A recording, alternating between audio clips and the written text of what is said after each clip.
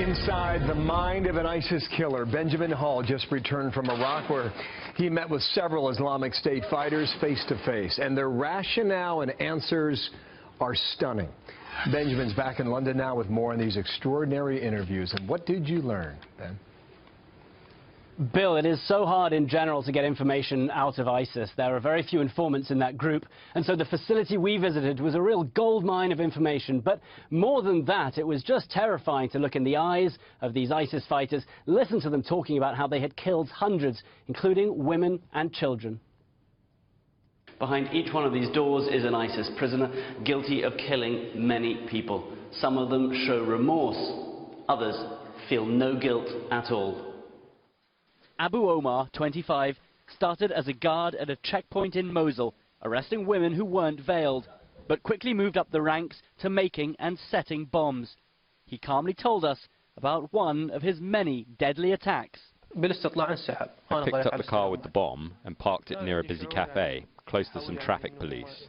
I then got out, walked away, and called a number on my phone and blew it up.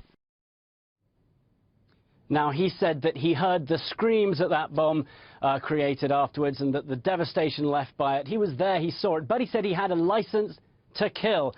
Most worryingly, though, we also spoke to another prisoner who said he had come across American fighters inside ISIS. Take a listen. Can you tell us about the Americans that you met? There were 2 or 3 of them among the foreigners, fighting and training others. They were more radical than the others. They were in charge of threats against the West. So, you know, we've always known that there were foreign fighters in ISIS, but we always thought French, Germans. We've always known that they wanted to attack the West. But here, listening to this, concrete evidence that they had a cell targeting directly threats against the West. I mean, it was quite amazing to hear. You know, 2 years ago, Benjamin, when we first met, you were on the trail of ISIS, literally, in Syria and Iraq.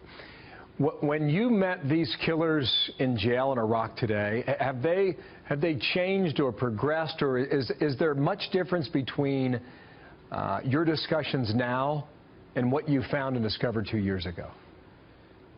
You know, Bill, their rationale for committing these crimes remains the same. They say this is a global war, that God has allowed them to, that the caliphate will take over the world. But the big change I noticed, they're now morphing. They know that they're losing territory. They know that they will no longer be a conventional fighting force.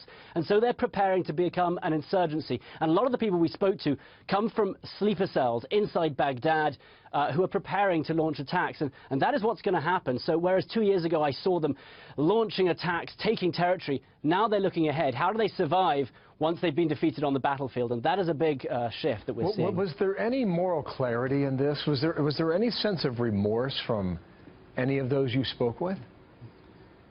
You know, the only remorse I heard were from people who did say, we wish we hadn't done it now. We know it was wrong. I find it hard to believe many of them. You know, they were in these cells. Of course, they want their freedom. But no, among others, they said this is what we were, you know, tasked to do. It came from above. We'll keep fighting. And again, always America. America was the country that invaded us. America are our enemies. So that driving force still very much behind them. That you see in their eyes. Insightful and disturbing, too. Benjamin Hall, good reporting there with the insight from Iraq. Thank you, Ben.